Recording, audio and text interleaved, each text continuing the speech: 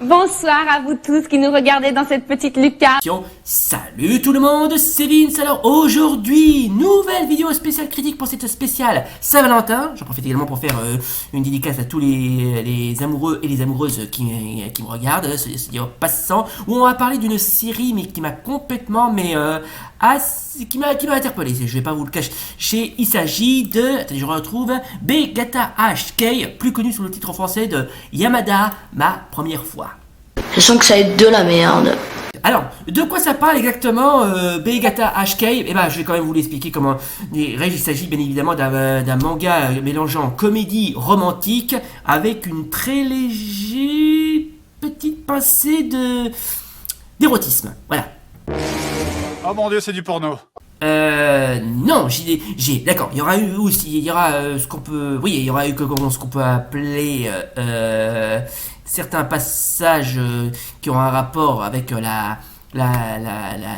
porno, sauf qu'il n'y aura pas de porno. Non, c'est juste comme je viens de dire encore une fois, il s'agit d'une comédie romantique basée sur la sexualité, mais il n'y aura pas de rapport sexuel. Non. Si c'est le cas, autant faire un exposé sur le hentai. Qu'est-ce que vous avez dans la tête? Alors, Begata HK ou Yamada ma première fois, ça dépend comment on l'appelle, est un manga japonais publié par Shueisha, adapté ensuite en anime. Mais l'histoire se focalise sur Yamada, une lycéenne encore vierge qui ne fait que de fantasmer sur l'acte sexuel et qui rêve d'avoir 100 partenaires sexuels. Bref, vous l'aurez compris, il s'agit bien évidemment d'une comédie romantique de type seinen. Alors là, le manga a été publié, a vu le jour aux alentours de l'année le 18 février de 2005 et s'est achevé le 18 mars 2011 et contient que 9 tomes. Et l'anime japonais a été réalisé par un certain Yusuke Yamamoto et les studios qui ont réalisé, cette série, c'est HAL Filmmaker. Mais franchement, la série, d'accord, elle est certes un petit peu délurée avec une héroïne totalement obsédée sexuelle, mais bon, ça va, franchement, c'est pas la pire qu'on ait rencontrée. Non, franchement, je vais pas vous le cacher, ce n'est pas la pire qu'on ait rencontrée. Jusqu'à ce soir, je n'avais jamais réussi à comprendre les actions d'Yamada. Je veux qu'on baisse. C'est pourtant difficile de trouver plus clair que Yamada. Eh meuf, franchement, excuse-moi de te dire ça, mais t'as pas honte. Tu es beau, tu es riche, tu es grand et fort. Dis, tu serais d'accord pour m'épouser? T'es pas un peu jeune pour te marier, toi?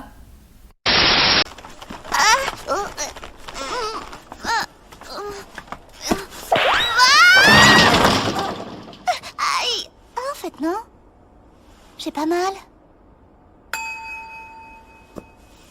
Ça fait mal. Il s'est sacrifié pour moi.